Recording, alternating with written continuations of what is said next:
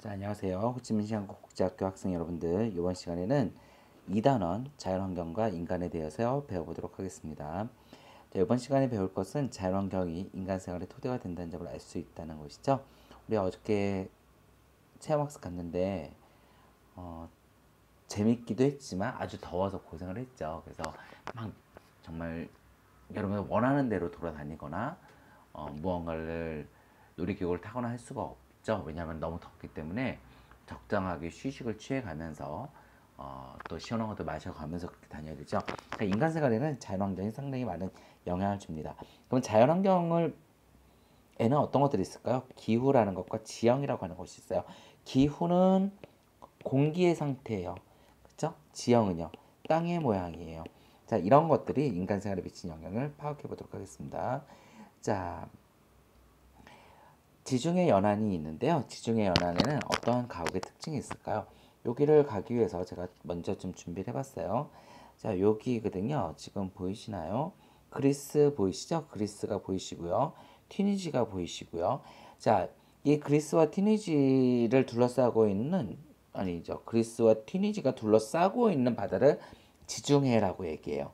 자, 이 지중해는 여름에는 고온 건조하고요. 겨울에는 온난하죠. 그래서 그러한 기후적인 특징이 다시요. 이 그리스라고 하는 유럽의 남부와 튀니지라고 하는 아프리카 북부 지역의 비슷한 형태의 가옥들을 만들게 되는데요. 첫 번째 나타나는 특징이 뭐가 있을까요? 벽이 희네요. 벽이 흰 이유는 뭐죠? 햇빛을 잘 반사하기 위해서겠죠. 또 하나의 특징이 뭐가 있을까요? 여기 보게 되면은 어때요? 창문이 굉장히 작죠? 물론 튀니지도 좀 작긴 하지만 크긴 하지만 그래도 아주 막 한국처럼 큰 창문을 달아주진 않았잖아요. 그렇죠? 그 이유는 뭘까요? 뜨거운 바람이 밖에서 들어오지 못하도록 하기 위해서겠죠. 이렇게 주거에도 많은 영향을 주게 되겠죠. 자, 자연환경이 인간 생활에 미치는 영향을 보니까요. 첫 번째, 자연환경은 아주 많은 영향을 준다. 그래서 자연계의 모든 요소, 기후, 지형, 식생, 토양 등을 우리는 자연환경이라 얘기하고요. 자연환경이 다르기 때문에 산업도 다르고 생활 모습도 다르게 나타난다. 자, 기후와 인간 생활 보도록 합시다. 자, 태양이 있어요. 태양이 이렇게 있는데 태양에서 비추는 것은 태양은 아주 멀리 있기 때문에 똑같은 양의 복사 에너지를 이렇게 보내죠. 그런데 맞는 곳은 어, 적도 부분은 요 정도의 면적에서 요 정도의 햇볕을 받아요. 근데 극지방으로 가게 되면 이렇게 넓은 지역이 같은 양의 햇볕을 에너지를 나눠서 받게 되겠죠. 그렇기 때문에 여기서는 직각으로 맞는 반면에 여기는 스쳐서 아주 살짝 맞기 때문에 분산되기 때문에 춥죠. 여긴 덥고요. 자, 그래서 위도가 뭐죠? 적도를 기준으로 이렇게 나눈 것이 위도죠. 이 위도에 따라서 극지방으로 가면 갈수록 태양열 에너지가 적어서 추워지게 되고 적도에 가까우면 가까울수록 덥게 되겠죠. 자, 적도에서 극지방으로 가게 되면서 열대, 건조, 온대, 냉대, 한대 기후순으로 나타나게 됩니다. 자, 여기를 보게 되면은 적도가 있어요. 그쵸? 적도가 있고요. 적도가 제일 더운 곳이죠. 태양이 지나가는 길이 있고요. 태양이 이제 지나가는데 지구는 23.5도가 기울어져 있기 때문에 북쪽으로는 23, 26도인가요? 에 북회기 선까지 남쪽으로는 23도 이렇게 밑으로 와서 지구 태양이 이렇게 한 바퀴를 돌아와요. 그래서 회귀 돌아오는 선이다. 북회기선, 남해기선 이렇게 부르죠. 여기가 이제 제일 더운 지역이에요. 자, 그런데 요 열대 지방에서는 너무 뜨겁기 때문에 뭐가 발생해요? 상승 기류가 발생하겠죠. 공기가 수증으로 위로 올라가는 거예요. 위로 올라가게 되니까 뭐가 내리겠죠? 비가 내리겠죠. 그쵸? 그래서 열대 우림 기후가 나타나기 쉬워요. 근데 여기는 더워요. 덥긴 더운 건 맞는데, 어, 여기서 올라갔던, 상승했던 공기들이 대기권을 부딪히게 되면 옆으로 퍼지게 돼요. 퍼져서 여기가 가게 되면은 땅으로 떨어지게 돼요. 다시 말해 여기는 하강 기류가 발생해요. 하강 기류가 발생한다는 얘기는 뭘까요? 수증기가 위로 올라가지 못한다는 얘기예요. 그 얘기는 무슨 말이죠? 건조한 기후가 많아진다라는 것을 의미하겠죠. 선생님 여기는 북해기선 30도 부분도 아닌데 왜 이렇게 건조해요? 여기는 격해도 해 바다로부터 떨어져 있는 정도가 커요. 그러다 보니까 바다의 수증기가 구름으로 만들어져서 비가 오지 않겠죠. 그래서 내륙 지방에도 이렇게 건조한 것이 나타나게 돼요. 자, 여러분들 보시게 되면은 기억하셔야 되는 단어가 있어요. 기강바라고 하는 거예요. 이 하드 이름이 기강바인데 왜 기강바냐? 여러분들 기강이 떨어졌기 때문에 기강을 잡기 위해서냐? 아니죠. 기강바라고 하는 것은 기온, 강수, 바람 이 세 가지는 기후를 구성하는 요소예요. 그래서 기온, 강수, 바람에 따라서 그 지역의 기후가 달라지게 되죠. 그러면 이 기후에 영향을 주는 건 뭘까요? 아까 배웠던 위도예요. 위도 또는 바다로부터 떨어져 있는 정도 또는 얼마나 해수면에서부터 고도가 높은지 이런 것들은 바로 기후에 영향을 주는 요인이다. 그래서 기후 요인, 기후 인자 이렇게 부르게 됩니다. 이런 기본적인 생각을 갖고서 여러분들께서 공부를 하셔야 돼요. 이 부분은요. 자, 열대 기후는요. 덥죠? 덥기 때문에 어떻게 할까요? 가볍고 얇은 옷차림을 입겠죠. 덥죠? 음식이 잘 쉬죠? 그러니까 어떻게 해요? 기름으로 범벅을 시키고 향신료를 많이 넣어가지고서 상하지 않게 만들죠. 고상가호. 땅으로부터 이렇게 방바닥을 높게 띄워가지고 왜? 밑에 자꾸 물이 많이 있으니까 썩기도 하고 냄새도 나고 벌레도 다니고 하다 보니까 이렇게 땅에서부터 띄워서 만드는 고상가옥 또는 수상가옥이 나타나게 되고요. 벼농사를 많이 짓게 되고 플랜테이션은 뭐죠? 선진국의 자본과 그 다음에 이 열대지방의 기후 그 다음에 노동력을 결합시켜서 바나나, 카카오, 커피 등을 재배하는 것을 의미하죠. 이런 것들이 나타나게 됩니다. 한대 기운이요. 한대는 추운 기억이죠. 그러니까 당연히 두껍고 무거운 옷차림을 입을 거예요. 또 열량이 높은 육류를 먹음으로써 몸의 체온을 유지하려고 할 때고요. 사냥을 다니기 위해서 만드는 이글루와 같은 얼음집이 나타나기도 하고요.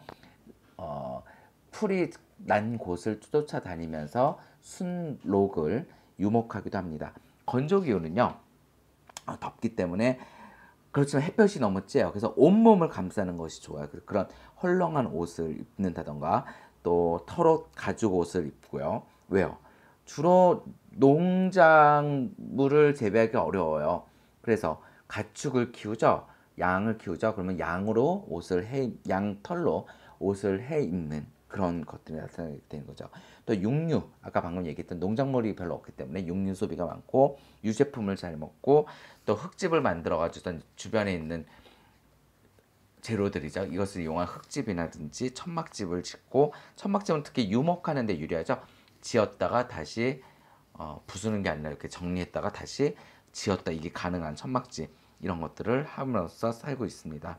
밀농사, 목축업을 하기도 하죠.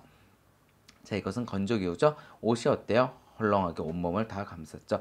더우니까 이렇게 좀 그러니까 살을 이렇게 내놓는 게 좋을 것 같지만 그러지 않고 있죠. 햇빛이 너무 뜨겁기 때문에. 자, 여기는 한대지방 이글루. 또 두꺼운 옷을 입고 있고요. 고상가옥을 보여주고 있어요. 다리가 넓게 만드는 거죠. 또 여기 이렇게 각도가 큰 이유는 뭐죠? 예, 물이 빨빨 내려가라고 그렇게 만들었겠죠. 이것은 이제 몽고의 게르라고 하는 천막집이에요. 자, 방금 얘기했던 것은 기후, 공기의 상태를 얘기하고 있고요. 지금 지형입니다. 자, 산지, 평야, 하천, 해안, 하천, 사막, 화산, 빙하 등과 같은 다양한 지형이 있고요. 산지나 사막 같은 경우는 다니기가 나빠요. 그렇기 때문에 장애가 됐었죠. 반면에 하천 같은 경우는 지역 간의 교통도로 활용이 되었습니다. 자, 산지 지역은 임업이 뭐죠? 나무 산업이죠. 나무를 키우거나 나무의 부산물들을 이용하는 것들, 광어, 산에 있는 어떤 철광석이나 석탄 이런 것들을 캐는 거. 평야 지역은 농업이 발달했고요. 초원 지역은 목축업이 발달했고요. 하천 주변이나 해안 지역은요. 어업이 발달했겠죠. 또 항구가 발달했어요. 그러다 보니까 배가 왔다 갔다 하면서 물자를 나누기가 좋아요. 그래서 어때요? 공업이 발달하게 되겠죠. 우리나라의 포항이라든지 울산 같은 경우가 바닷가 근처에 있는 공업 도시죠. 자, 화산, 빙하, 카르스트 지형은요 아주 멋이 있어요. 그래서 관광 산업이 발달하게 됩니다. 자, 라인강의 운하입니다. 여기 라인강은요 독일에 있죠. 그 유럽에 이제 4-5개의 강 국가를 지나는 그런 강이에요. 자, 여기는 수위 물의 높이가 일정해요. 그러다 보니까 배가 다니니까 안전하게 그러니까 이렇게 평상시에 그 수위가 변화가 많게 되면 어느 때는 다니고 어느 때는 다닐 수가 없잖아요. 근데 수위가 일정하기 때문에 잘 다닐 수가 있고요. 그다음에 경사가 완만하고 유량 풍부해서 교통이 발달했습니다. 하천을 이용한 교통이요. 자, 아이슬란드고요. 여기는 두 가지 장면이 같이 보이고 있죠. 하나는 사람들이 온천을 즐기고 있고요. 한쪽에서는 지금 뭔가 수증기가 많이 나고 있어요. 지열, 땅에 있는 열을 이용해서 온천수를 이용한 관광 산업과 또 지열 발전이 이루어지는 모습입니다. 여기는 베트남의 하롱베이예요. 자, 하롱베이 이렇게 멋있는 것이 만들어질 수 있었던 이유는 옆에 있는 부분들이 다 녹았기 때문이죠. 그런 것을 우리는 용식되었다 이렇게 얘기해요. 자, 석회암들은 물에 잘 녹기 때문에 이런 멋있는 지형들을 만들어서 관광지로 사용이 됩니다. 요즘은 과학기술이 엄청 발달했어요. 그래서 관계시설이라고 하는 것은 물길이거든요. 물길을 만들어서 사막에서도 농업이 가능해요. 거주 지역이 확대될 수 있었죠. 빙하 주변은 추워서 가까이 가지 못했지만 석유나 천연가스 등을 개발하기 위한 에너지 자원 개발로 많이 이용되고 있고요. 그 다음에 지형 특성을 이용한 에너지 생산, 예를 들어서 산지 지형에서는 수력 발전, 높은 곳에서 물이 떨어야지 위치 에너지가 높으니까 발전이 세게 되겠죠. 또 풍력 발전 이런 것도 많이 하고요. 화산 지형에서는 지열 발전, 해안 지형에서는 조력 발전 등이 이루어지고 있습니다. 자, 원래는 사막 기후에서는 이렇게 오아시스 지역만 농업이 가능했어요. 근데 지금은 현대식 스프링클러를 통해서 원형으로 물을 뿌리고 그 원형에 맞게 농업을 하는 모습을 볼 수 있고요. 여기는 두바이죠. 두바이에는 인간의 과학기술로서 이렇게 높은 고층 빌딩과 또 스키장도 만들고 인공섬도 만들어서 아주 발달한 현대 도시를 만들기도 했고요. 이곳은 담수화 공장이에요. 담수화 시설이에요. 그러니까 바닷물을 소금기를 빼서 염분을 빼서 육지에 있는 물처럼 그걸 담수라고 얘기하거든요. 이런 걸 통해서 식수, 공업용수, 또 농작물에 사용해서 건조 기후에도 사람이 살 수 있도록 하는 그런 것을 보여주고 있습니다. 자, 내용이 많습니다. 여러분들 잘 정리하시고요. 주말 잘 보내시기 바랍니다. 수고했어요.